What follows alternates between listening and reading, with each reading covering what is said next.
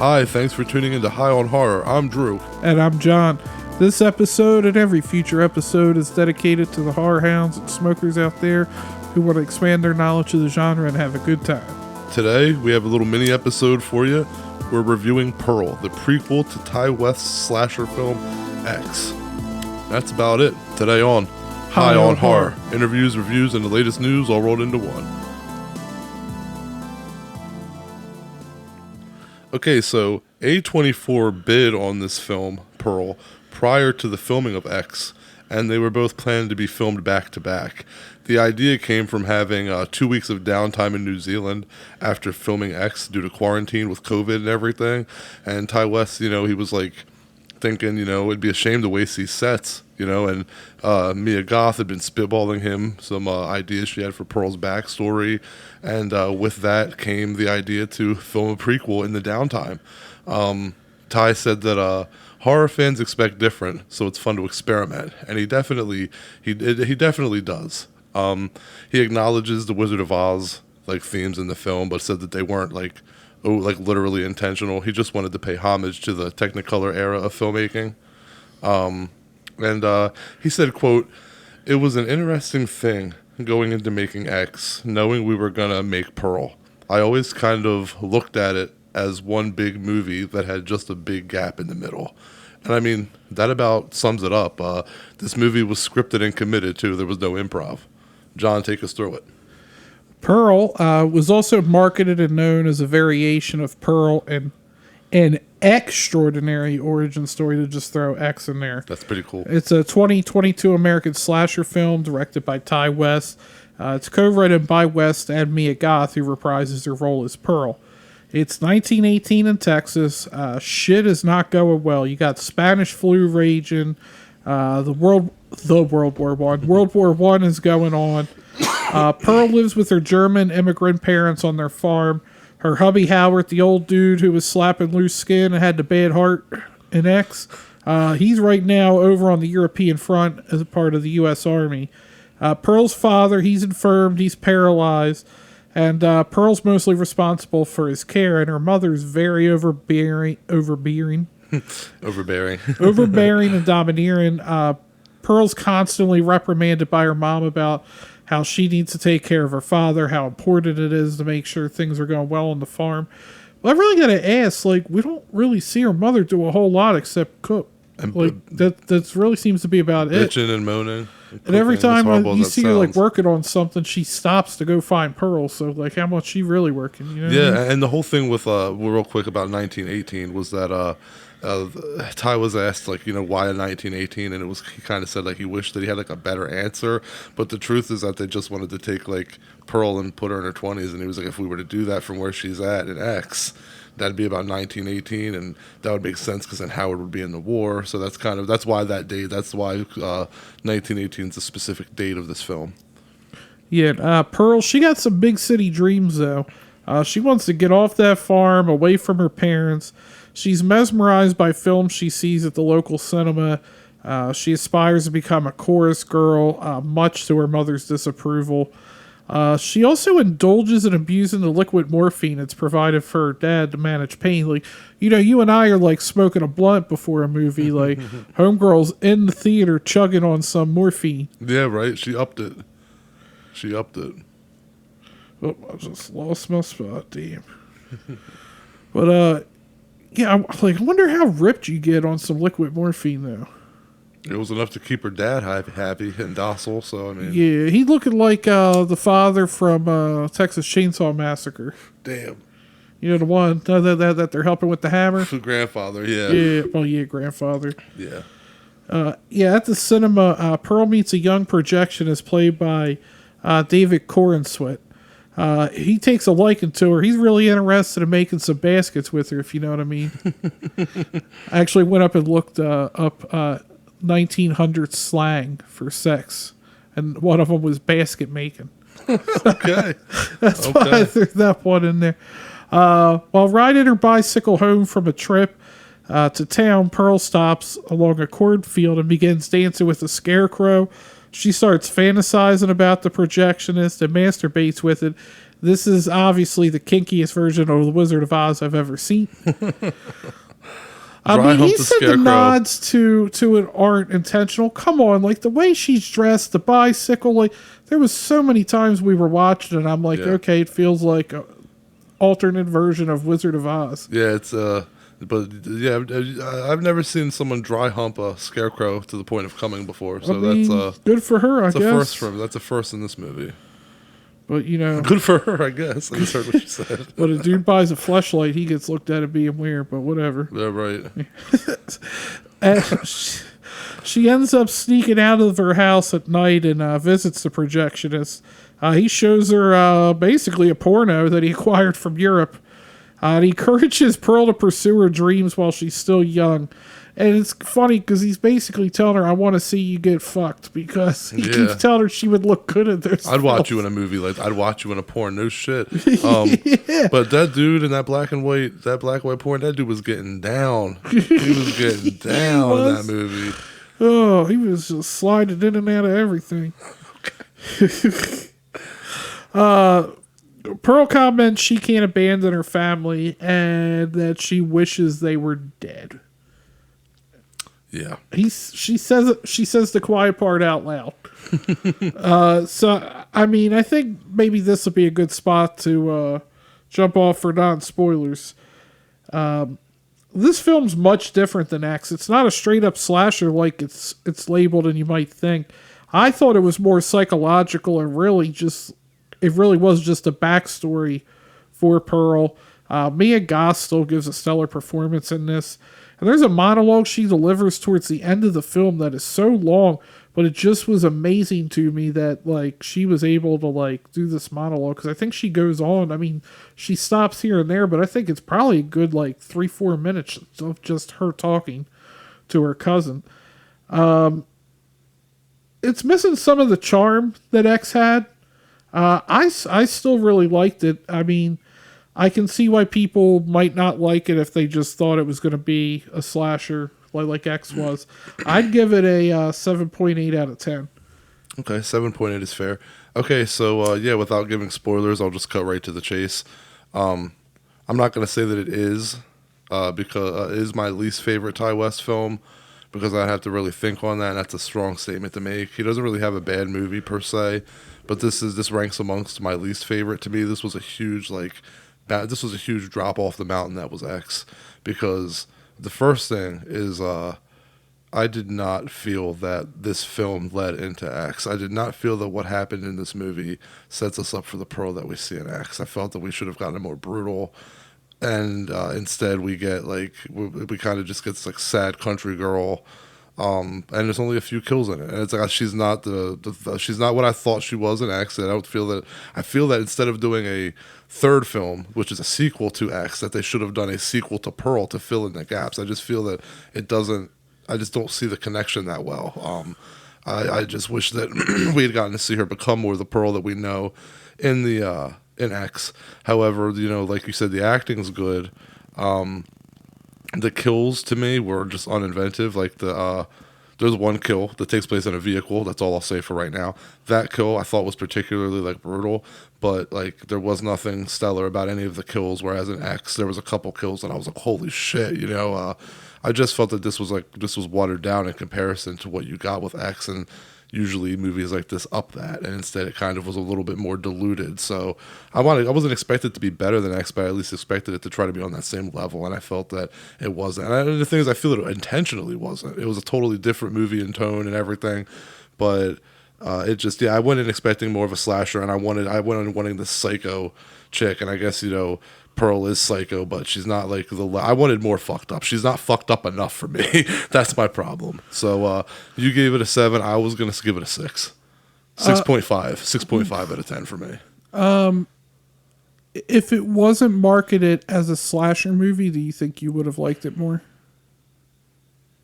Yeah. If you had the if you went in, I don't know. Sorry. I don't know why it's marketed as a slasher movie. It's not a slasher movie. I mean, I guess she does kill a few people. I mean, but yeah, but when I think slasher movie, these aren't I feel like it's more of a X more defined slasher, right? Yeah. Yes. I feel like it's a different type of movie. Like, Yeah. last week we talked about how I said aliens for, or it might have been two. Who the hell knows when it? Well, when I talked about episode 3 in Screaming Room about aliens not being a horror movie, Last episode, yeah. I could argue that this really, I mean, I guess it has horror elements, but not. It's kind of the same thing where like Aliens and Alien are two different movies, or different types of movie. I feel like that's the way with X and Pearl. Yeah, I I feel feel that, like Pearl is more of a character study. yeah, and someone had mentioned that that it's like Psycho meets the Wizard of Oz, and I totally see that. But to answer your question, I feel that if it not, it's don't really even include slasher. If you said, "Hey, Ty West made another slasher movie," or yeah, just use slasher. Hey, Ty West made another slasher movie with that chick from X, and I would have been like, "Okay, what is it?" It's called Mabel. Just say Mabel, and I watched the same movie I just watched. I'd probably be like, "Okay, that was pretty decent." But I'm watching it going like, "That's it." Like X is what follows that. Like there was so much left unanswered that I just didn't. That I wanted to be there that wasn't. And what is up with this year of us getting prequels of Killer Women? We had this and we had Orphan. That's a really good point. You're right. The women prequels, man. That's awesome. I'm gonna say it would be safe to say, because I never remember our ratings, but I kind of know how you feel about it. Orphan First Kill you liked better than Pearl? Yeah. Yeah. I don't- X I liked more than Orphan First Kill, but I like First Kill more than Pearl. I'd have to agree. I'd probably go with Orphan First Kill, but I really enjoyed Pearl. I'll probably get it when it's out on what do you call it? Voodoo or Yeah. whatever the streaming services are. I'll still buy it. I didn't dislike it. I expected more. You know what the thing is though with movies like this, I wouldn't be surprised, man, if like 3 months from now, 4 months from now, when it's on Blu-ray and I watch it again, I go, you know what, man, I was just really tired after work that one night. I did that with a Black Label Society album one time. The 1919 Eternal was the name of the album. I came home from school and I was exhausted. I mean, I was exhausted. So I thought, I'm going to put my headphones on and just jam and listen to music. And I listened to the whole album and I hated every song on it. I swear to God, I was like, this album fucking sucks, right? So I go to sleep. I wake up the next morning and like I put it on. I'm like, I'm going to give this another try. And I was still like mad about how much I didn't like it. And I put it on, put my headphones on and listened to it. And I was like, yo, like I like it. There's only like 3 songs I don't like off it. Like it's a really good album. So I kind of feel that could happen with Pearl, where I watch it again. I'm a little bit more like, now that I know what I'm in for, maybe I'll go into it the second time liking it a little more. I guess that's what I'm saying. I think everybody probably has movies or some kind of art like that. I before watching Game of Thrones, before the final season and a half sucked, I watched the first episode when people were like raging about it. I was a little tired watching it. I watched it. I'm like, I don't get the hype. I don't get it. And everybody kept talking. It was like going to be season 4. I'm like, you know what? Let me give this show another watch. And then I rewatched the pilot again. I'm like, holy shit! Like this show's awesome. Right on. But I guess now we can get into spoilers. So if you don't want it ruined, enjoy the like 13 minutes we talk to you. And always remember to chew Big Red. So Pearl is with her younger and wealthier sister-in-law, Mitzi, and tells her of an audition being held to get new dancers for a traveling troupe, which Pearl figures that's her way to fuck out of here. Yeah. Her mother finds a pamphlet that she took from the cinema and confronts her at dinner. The two get into an argument during which Pearl's mother chastises her for being ungrateful and only focusing on her wants and aspirations, before telling Pearl that she considered her greatest failure, and that she's seen a dark side in Pearl that terrifies her. Physical altercation happens, during which Pearl like shoves her mom up against the fireplace, and basically it's like child's play. You know, when Chucky just goes up in flames. That's her mom. Her dress gets caught. Her mother gets life-threatening burns. Like she's Pearl got puts the burns out with some corn water. some corn water. which had to have been hot, right? Right, because there was fucking corn boiling in it. She definitely got them third degree burns for show. On top of them fire burns. Yeah, and then bubbled skin. You got me. Pearl drags her mother, who's still alive, into the basement and leaves her father seated in the kitchen. And then she flees to the cinema, and her and the projectionist end up making them baskets. Dude, her dad in the movie, man, he is just chilling the whole time. That man wants to die so bad. Dude, I know. I thought that same thing. Like, it's kind of like that. Here we go. For some reason, this is like I'm in a metal mood. I'm going to bring a Metallica now. I'm thinking about the episode 1, or the music video for 1, when the dude like wants to die because he has no arms, legs, and he can't see, hear, speak. Yeah, right. And it's like how much he wants to die, and it's like I feel the same way. Like, and I hope that my wife, and it's kind of getting kind of grim in here right now, a little dark, but I hope that people around me that love me would know that if I was ever in that scenario, I do not want to be somebody's burden. Like, just pushing me around in a chair where I'm uncommunicated. Let me not get there. It's just, if I'm ever in that situation, I would want to die. And I thought that the whole time. I'm like, man, this guy is probably just like, feed me to this fucking gator. No arms or no legs, Kevin. That's basically how you exist right now. Yeah. For the office scene with on the CPR. Yeah, yep. Because he's like, would you want to live with no legs or no arms? And Kevin's like, I would. Anyway, yeah, that would definitely be rough. But the Metallica song 1, it's based on the book Johnny Got His Gun. Okay. That's a pretty good book. But yeah, apparently from what I understand, it's what I remember being told like back in high school, so God knows how long ago that was. Metallica, to make the music video, had to buy the rights, like they were trying to get the rights, and they just went ahead and just bought the movie rights. Oh my God. So that's why there's clips from the movie in the song. They bought the rights to the movie. They just went ahead and just bought the rights to the movie. One last thing about Metallica before we move on. The thing that always like cracks me up is how many of their songs are based on like classic literature. And it's just like you picture them like sitting around like talking about One Flew Over the Cuckoo's Nest and Johnny Got His Gun and like just like discussing that shit. That's very true. Where was I? So in the morning, Pearl prepares for the audition. The projectionist drives her back to her family's farm. He becomes unnerved when he sees that maggot-infested roasted pig on the porch. Mitzi's mom came by the day prior. They're struggling for food, and her mother's too proud to just... She said we don't accept charity. Yeah, we don't accept charity, but she chastised and flipped out on Pearl for spending 8 cents at the candy store. Which was really to go to the movies. Yeah, but... Still... But, like, lied to her, and she was like, you're selfish and only thinking about yourself. Like, aren't you doing the same thing by, like, I'm too good for charity? Like, I'm going to let my family starve? Yeah. So I'm going to leave this pig out here to get filled with maggots? Yeah, and that thing looked like it stunk, too. It stank. Oh, it stank for show. Anyway, he's further frightened by the inconsistency Pearl told him. Because, like, you keep hearing a noise. It's her mother in the basement. Mm-hmm. But she says, oh, it's my dog. And then when they're out at the farm, and she said, like, these are the only animals they've had. And he goes, well, what about your dog? And she goes, what dog? Yeah. Yeah, that'd be the point. Yeah, I mean, I'll give him credit. He tries to leave. Like, he tries to come up with some bullshit. But, yeah, I'd be a little worried, too. Because he attempts to leave, and then Pearl flips the fuck out. Like, you've heard of, like, jealous girlfriends and, like, clingy people. Like, Pearl takes the cake. Yeah, yeah. For sure. Fleeing, she's... Stage 5 clinger. Yeah, she's stage 5 clinger. Don't try to escape. I'd find you.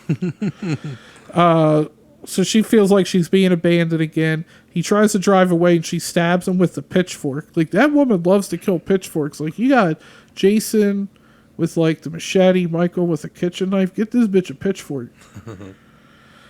So she feels like she's being abandoned. She stabs him with the pitchfork. Pushing his car with his corpse into the pond where, like, her pet alligator. I don't know how else to explain this thing. It's awesome, man. Like, you want an alligator that just disposes of stuff for you? Literally, that just chills, and you just call its name, and it just comes swimming on over to you for a meal. Theta, I think was the name. The accent with the southern accent, I couldn't catch the name. I think they say it like 2 or 3 times though. Pearl dresses herself for the audition, but before she leaves, she makes sure to smother her dad. Yep, she wanted to kind of be able to leave the past behind her before she moves on into her future, figuring she's going to be a big star. She's not going to be able to take care of her dad, and her mom's, burnt to a crisp. She's Freddy Kruegered in the basement, so it's kind of like, let me, get my dad out of the picture. Let me feel less guilt about leaving him by killing him, Makes sense. I mean, probably did do him a favor, though. Pearl shows up at the church. Homegirl is confident as fuck that she's getting this job. I appreciate that, though. She has to be. And, Mitzi, her sister-in-law, is all nervous, and she has her go before her. And, it's funny because Pearl just being a straight-up bitch here, because she was, driven. Because she's like, I have to get this. And then she was like, she wishes her luck. Mitzi wishes Pearl luck, and then Pearl doesn't, wish her back. Reciprocate. She says, what'd she say? She's like, well, you're awful confident, aren't you? She's like, how about, if I don't win, I hope it's you. And Pearl just goes, it has to be me. Yeah. He's like, damn, bitch. Yeah, so. Yes, and Pearl gets her dance performance.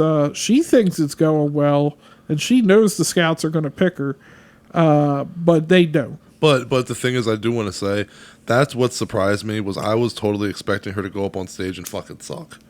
I thought, because you really didn't see her dancing. You heard her talking about dancing the whole movie, but you didn't see her actually dance. So I'm thinking she's going to get up on stage and be fucking terrible in comparison to all these we other saw chicks. her dance with that scarecrow, though. Well, that's true. But yeah, no, and she actually did really good. So there was a part of me the first second, I was like, I know she can't make it.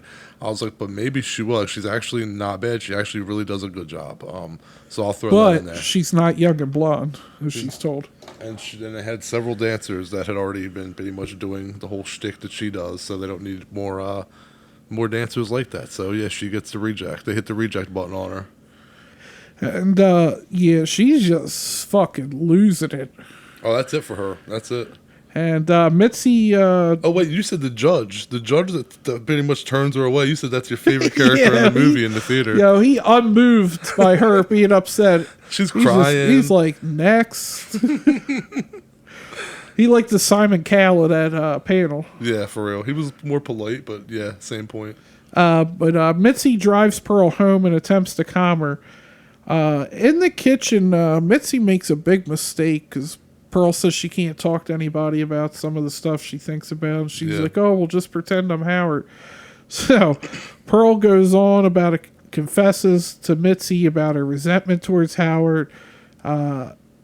He came to work at her family home as a farmhand. Pearl saw her marriage to Howard, who came from an upper-class family, as a way to escape her own family. But she was sad when he insisted the two remain with her parents. She confessed her feelings of being lonely and insecure. She admits to killing farm animals and taking, she said, nothing that would have a conscience or anything like that. Yeah. Before taking the lives of her parents and a projectionist. Mitzi attempts to leave calmly and telling Pearl she's not going to say anything, but Pearl don't buy that shit. That shit was I really liked that. I think that was probably my favorite scene of Mitzi leaving, and then she turns back and sees Pearl and just knows she's going to grab the axe that's just sitting in the stump and just tries to take off. And my first thought right there with Mitzi was I was like, she got a good enough head start. And then I looked down and I go, not in them fucking high heels. I thought, I'm like, take them high heels off right now, kick them off and run. And goddamn, she just took off and she had a good lead. But what happened? Her fucking heel broke. She fell, hurt her foot. And that's when, shit catches up to her. But I just thought right then and there, I'm like, yo, you have a good enough start. If you're smart about this and just run barefoot, you'll get the fuck out of there. And nope, fucking key point. She gets caught up to, man. A key point I missed right before that. Yeah. The final straw is she knows Mitzi got the role, and Mitzi keeps lying to her, saying she didn't get the role. I would too. I wouldn't admit it either. She didn't get the role. This chick's unstable, man. It looks about 4 or 5 times before she's finally because and then that's what just sends her over the top. She says, "I don't care. I'm proud of you. If it can't be you, it's Oh yeah. me." Well, but She it was says that all sarcastic shit, thing. and It then was the when she admits it, sarcastic it's thing that over. Mitzi wanted her to say earlier, where she was like, "If it isn't me, then I'd be happy it's you." And like you could tell, she's being sarcastic as fuck. As soon as she admits it, that smile fades. Yeah. Then Mitzi attempts to flee, and Pearl chases her down the driveway and kills her with the axe. And then we just get Pearl dismembering her body and feeds her corpse to the gator. She goes in the basement, lying with her dead mother, who she tells that she loves.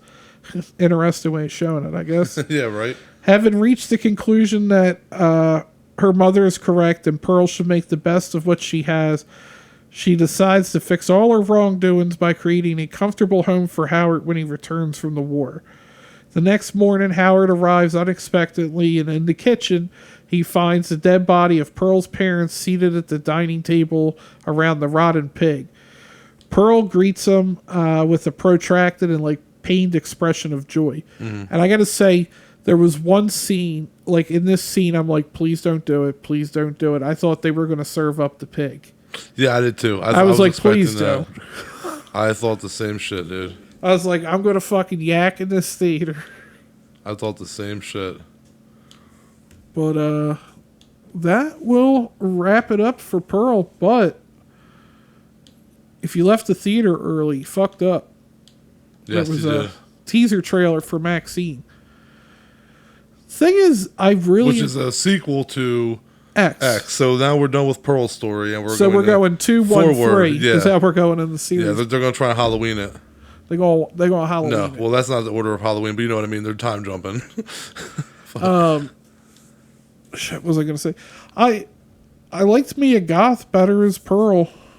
Agreed. 100% agreed. In this one, than I would say Maxine from the first one. That's what disappoints me, because I was looking of the two. If you said you're going to get a Maxine story and a Pearl, I would say I want to see the Pearl story. Hopefully, Maxine's a little better. I'm thinking Howard loyal as fuck though, right? Because we know what he put up with for years. Well, that's true, but I'm thinking that Maxine. I don't know why it ties in, why we're doing the whole following the same Mia Goth, but I think that I'm expecting that Maxine's gonna go the same way, where it has the triple X in her name, Maxine, she's doing porn. I think that it's probably gonna be she's probably on the decline or something. And it's probably Because it's same. set at 85. So I think it's gonna be kind of her snapping after what she went through in X and being a She's a downgraded new porn star Pearl? or something like that. So yeah, she's kind of picking up the Pearl John. Pearl Joint. All right, I think we're about done here. Yeah. Thanks for listening to our review on Pearl. If you liked it or didn't like it, message us and let us know, man. Send us some Puff Ask questions, or just message us to talk to us. We love talking to y'all. Yeah, so make sure to follow us online at High on Horror 420, Facebook, Twitter, Instagram. And I think that'll about wrap her up. Catch you later. Bye, everybody.